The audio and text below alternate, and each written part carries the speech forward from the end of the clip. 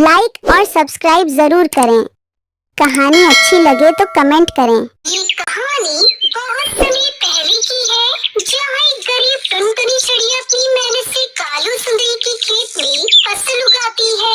एक दिन, सुनो टुनटुनी चिड़िया, हमारा खेत काफी सालों से बंजर पड़ा हुआ है। मैं चाहती हूँ कि तुम उस पर नींबू की खेती करो। इस तरह तुम्हें काम भी मिल जाएगा और हमारे खेत पर फसल भी उग जाएगी।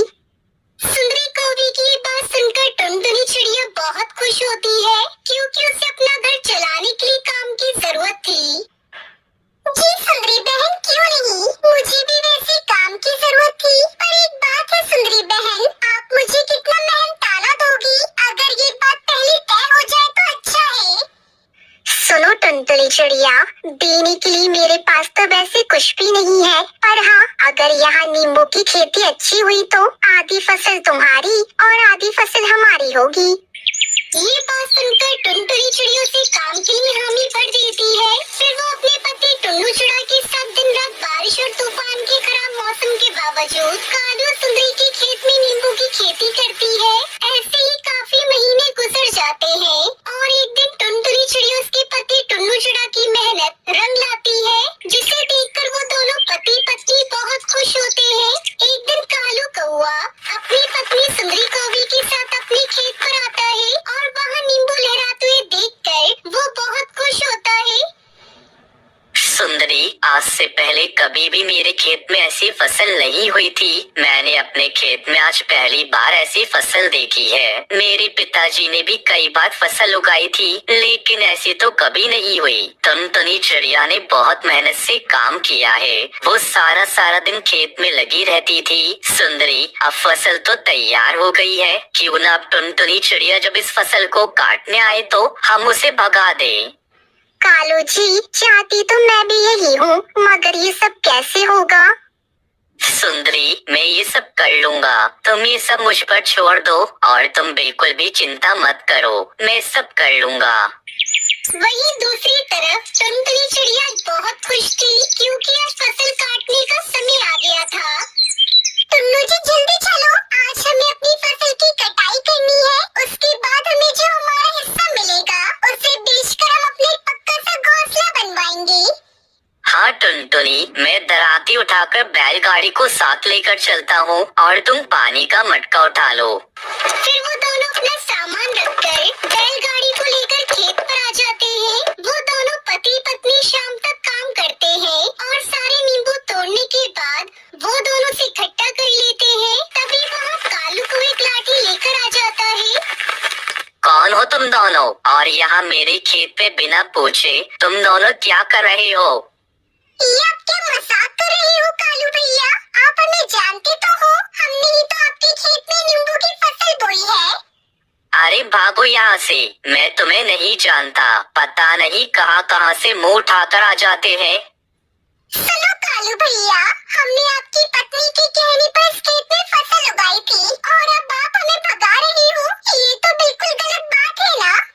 अच्छा, अगर मेरी पत्नी कहे कि तुम कुएं में छलांग लगाओ तो क्या तुम छलांग लगाओगे?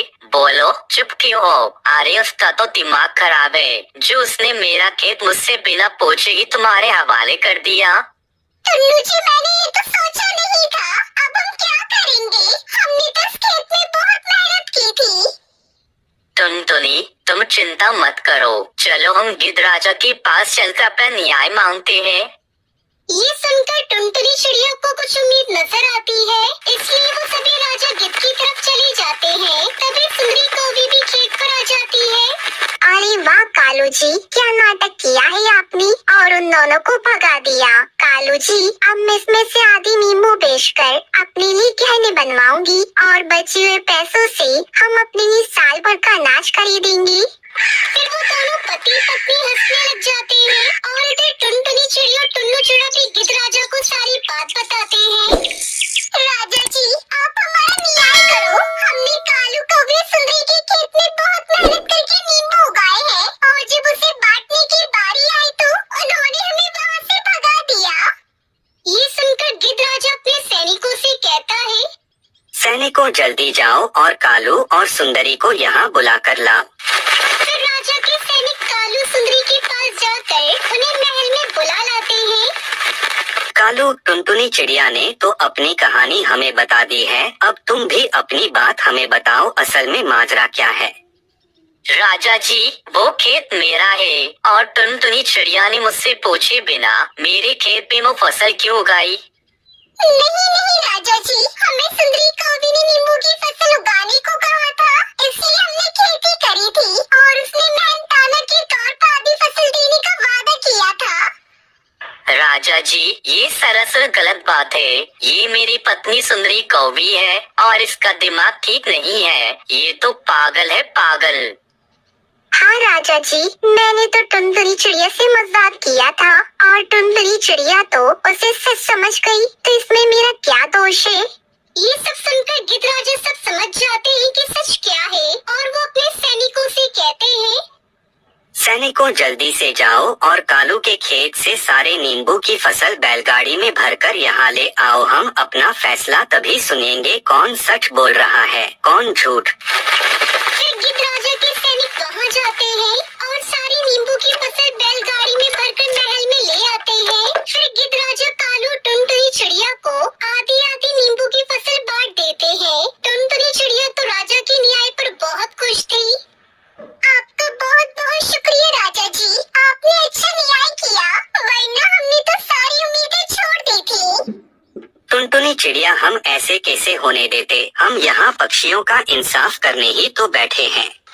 फिर टुनटुनी चिड़िया उसका पति टुन्नू चिड़ा अपनी सारी नींबू की फसल बैलगाड़ी में भरकर खुशी खुशी अपने घर ले आते हैं। वही कालू सुंदरी को अपने किए पर बहुत पछतावा होता है।